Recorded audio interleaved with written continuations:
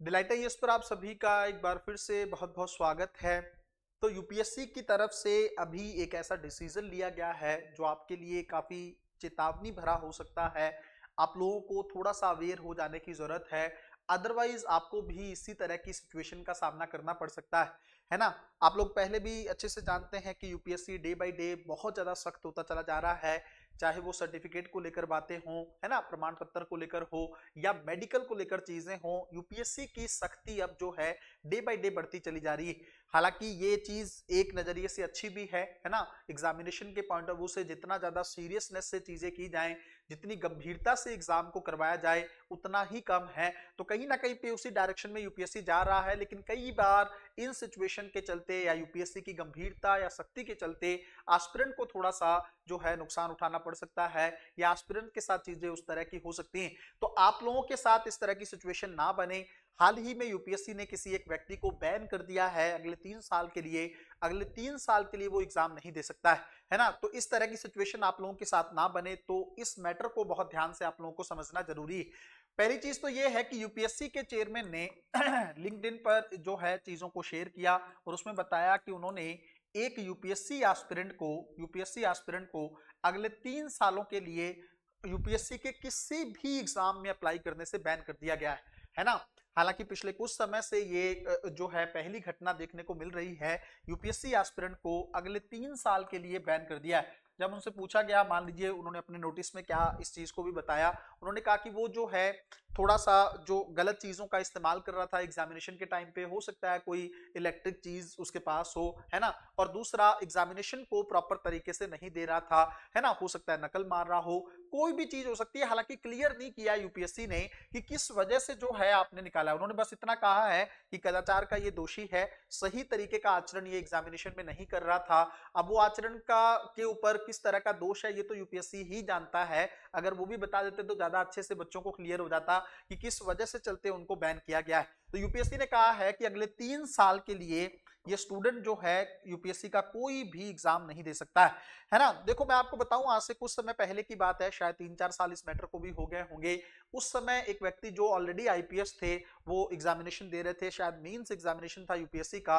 और अगर मैं गलत नहीं हूं तो शायद ये 2022 की बात हो सकती है, 2021 की बात हो सकती है। आप लोग, हो सकता है आपको वो डेट एग्जैक्ट याद हो। उस समय में यूपीएससी में एक व्यक्ति जो ऑलरेडी आईपीएस थे, है ना, वो एग्जाम दे रहे थे और उन्होंने ब्लूटूथ के माध्यम से अपनी वाइफ की हेल्प ली थी यूपीएससी का मेंस एग्जामिनेशन अच्छे से लिखने के लिए, है ना। तो उनको पकड़ लिया गया, है ना, और उनको भी बैन कर दिया गया। उनसे जो ऑलरेडी जो उनको जॉब दी गई थी उसको भी यूपीएससी ने छीन लिया। तो इस पूरे मैटर से क्या निकल कर आता है, आपको क्या समझने की जरूरत है। मैं तो ये कह रहा हूं, देखो सबसे पहली चीज तो ये है ना, अगर आप मान लीजिए कोई इलेक्ट्रॉनिक चीज आप यूज भी करते हैं यूपीएससी के एग्जामिनेशन में, या ब्लूटूथ टाइप का यूज भी करते हैं, उससे आपको कोई खास बेनिफिट होगा नहीं।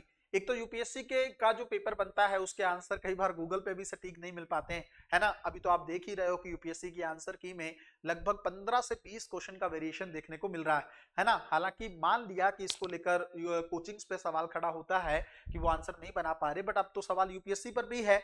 यूपीएससी कई सारे सवालों के जवाब ही है, आंसर ही है गलत दे रहा है ना। तो अब उसमें कोचिंग भी क्या कर सकती है। जो आंसर सटीक बन रहा है वो आंसर आप दे ही नहीं रहे हो, आप आंसर ही कुछ और दे रहे हो। तो सवाल तो आप पर ही है, बट बात वही है कि अपने आप को दोषी कोई मानता नहीं है, और यूपीएससी की अपनी अकाउंटेबिलिटी को लेकर जो है कोई जरिया है नहीं जिससे उससे बात की जाए। अब बात यह है कि यूपीएससी ने बच्चों को बैन किया है।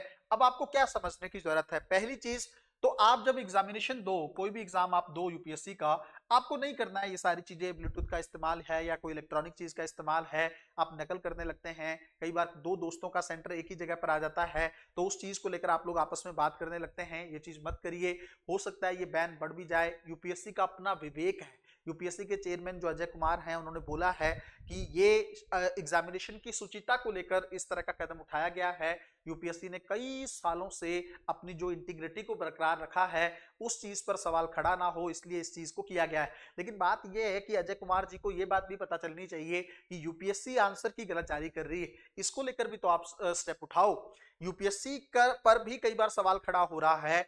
पूरा साल आप लोग जो है आंसर की जारी नहीं करते हो, पूरा साल तक आप लोग कट ऑफ जारी नहीं करते हो, इसको लेकर भी तो सुधार किया जा सकता है। इन चीजों को लेकर भी तो आपके अलावा और किसी को नहीं सोचना चाहिए, आप ही को सोचना चाहिए और चीजों को करना चाहिए। आपके पास बहुत सारे मेल गए, आपके पास बहुत सारी चीजों को बच्चों ने कहा, न्यूज आपने सुनी होगी, आप लोग भी अपडेट रहते हैं, उसके बावजूद भी आप इस मैटर पे ध्यान नहीं दे रहे हो, तो कहीं ना कहीं पे तो सवाल तो आप पे भी है ना। तो ये चीजें चलो ठीक है, आप अच्छी चीजें कर रहे हो, कोई बच्चा अगर गलती कर रहा है उसको आपने बैन करते हुए समय नहीं लगाया और 3 साल के लिए आपने उसको बैन कर दिया। बट यूपीएससी के लास्ट ईयर की आंसर की के चलते बच्चे बाहर हो गए एग्जाम से, उसको लेकर कौन जिम्मेदार है ना, उसको लेकर किससे बात की जाए। न्यायपालिका बात सुनती नहीं है, कार्यपालिका बात सुनती नहीं है, यूपीएससी इस मामले में कुछ सुनता नहीं है, तो बच्चे बेचारे कहां पर जाकर अपना मैटर रख पाएंगे। तो कहीं ना कहीं पे इस चीज को लेकर भी आपकी अकाउंटेबिलिटी जरूर तय होनी चाहिए और मुझे लगता है यूपीएससी को खुद ही अकाउंटेबल बन जाना चाहिए, है ना। चलो ठीक है, पास्ट में जो हुआ वो तो अब उसको बदला नहीं जा सकता है, उसको लेकर भी जरूर कमेटी गठित होनी चाहिए, लेकिन आने वाले टाइम में तो सुधार किया जा सकता है। आने वाले टाइम में किसी बच्चे के साथ इस तरह का चीजें ना हो। किसी एक सवाल आप सोच के देखो ना, वो प्रेसिडेंट वाला जो सवाल है कि प्रेसिडेंट रखवाते हैं या पीएम रखवाते हैं, वो कंप्लीटली रॉन्ग आंसर है, उसको कैसे एक्सेप्ट किया जा सकता है यूपीएससी के द्वारा। और उसके चलते मान लीजिए कोई बच्चा प्रीलिम्स एग्जामिनेशन से बाहर हो गया हो, तब तो सोचने वाली बात है ना, तब तो चिंता वाली बात है। तो आप एक तरफ तो यूपीएससी की शुचिता की बातें करते हो, एक तरफ तो यूपीएससी की के ट्रस्ट की बातें करते हो, और दूसरी तरफ इस तरह की चीजें आपकी आंखों के सामने हो रही हो, तो फिर तो चीजें खराब हैं, उसमें भी सुधार करने की जरूरत। खैर, आपके पॉइंट ऑफ व्यू से मैं आपको ये बता देता हूं, पहली बात तो एग्जामिनेशन में चीजें इस तरह से नहीं करनी है। दूसरी चीज, प्रमाण पत्र को लेकर किसी तरह की धोखाधड़ी आप लोगों को नहीं करनी है ना। यूपीएससी का नोटिफिकेशन फरवरी जनवरी के आसपास आएगा, उससे पहले अपने जितने भी प्रमाण पत्र हैं, चाहे वो ओबीसी को लेकर हो, चाहे एससी शेड्यूल कास्ट को लेकर हो, इनकम सर्टिफिकेट हो, पैन कार्ड वगैरह हो, वो सब कुछ बना के रख लीजिए और कोई भी फ्रॉड मत करिएगा। ईडब्ल्यूएस वाले बच्चे भी ध्यान रखें, ओबीसी वाले ध्यान में रखें, अगर आप नॉन क्रीमी लेयर से संबंधित हो, है ना, तभी आपको उस सर्टिफिकेट का बेनिफिट लेना चाहिए। अगर आप नहीं हो तो फिर मेरे हिसाब से जनरल में एग्जाम दे दो, क्योंकि फायदा कुछ है नहीं। मान लीजिए 2 साल भी सर्विस को हो गए तब भी सरकार आपको हटा सकती है ना। और आजकल तो यूपीएससी की सख्ती बहुत ज्यादा है इस चीज को लेकर। मेडिकल में किसी बच्चे को कोई डाउट लग रहा हो तो पहले ही यूपीएससी से क्लियर कर लो, ताकि आपके 3-4 साल 5 साल तैयारी में वेस्ट ना हो और यूपीएससी ने मान लो उसमें किसी तरह की रोक लगा रखी हो, है ना। तो पूरे मैटर को आपको ध्यान से समझना है ना। किसी के कहने पर आपको किसी गलत तरीके का इस्तेमाल नहीं करना है एग्जामिनेशन हॉल में, है ना। और ज्यादा एक चीज और मैं बता दे रहा हूं, थोड़ा सा इस बात को भी समझिएगा। जैसे कई सारे बच्चे आलोचना के सेगमेंट में भी रह रहे हैं, है ना। यूपीएससी की आलोचना पिछले काफी समय से देखने को मिल रही है। देखो, आपके सवाल जायज हैं, मैं भी इस बात को मानता हूं, मैंने खुद अभी वो सारी बातें आप लोगों के सामने वीडियो में कही। लेकिन बात यह है कि थोड़ा इतना भी ज्यादा क्रिटिसाइज नहीं कर लेना है कि कल को यूपीएससी को आपको भी इस तरह की सिचुएशन में लेकर जाना पड़े, है ना। वो संस्थान है, संवैधानिक संस्थान है, उसके पास पावर है, आपके पास नहीं है। इस बात को आप समझिए, आपके करियर को भी आपको ध्यान में रखना है। एज ए टीचर और एज ए पर्सनल मेंटोर मैं आप लोगों को ये बात कह रहा हूं, इस तरह की चीजों का रिस्क कभी मत लीजिएगा। वही मैटर उठाओ जो जेन्युइन इश्यूज हो, और थोड़ा सिस्टमैटिक तरीके से मर्यादा में रहकर, बहुत ज्यादा गलत लैंग्वेज का इस्तेमाल करके, कहीं ना कहीं पे किसी एक टीचर के कहने पर आप किसी, कोई भी ऐसा व्यक्ति हो सकता है जो आपको गलत रास्ते पर लेकर जा रहा हो, यूट्यूबर्स हो या कोई भी हो, उनके रास्ते पर चलकर अपनी चीजें मत खराब कर लेना। ध्यान में रखकर यूपीएससी के पूरे एग्जाम को जब तक आप सेलेक्ट नहीं हो जाते तब तक बहुत ही ज्यादा संभल कर चलने की जरूरत है। मिलते हैं अगली वीडियो में, तब तक अपना ध्यान रखें, अपनी पढ़ाई को बहुत अच्छे तरीके से करते रहें। बहुत बहुत धन्यवाद।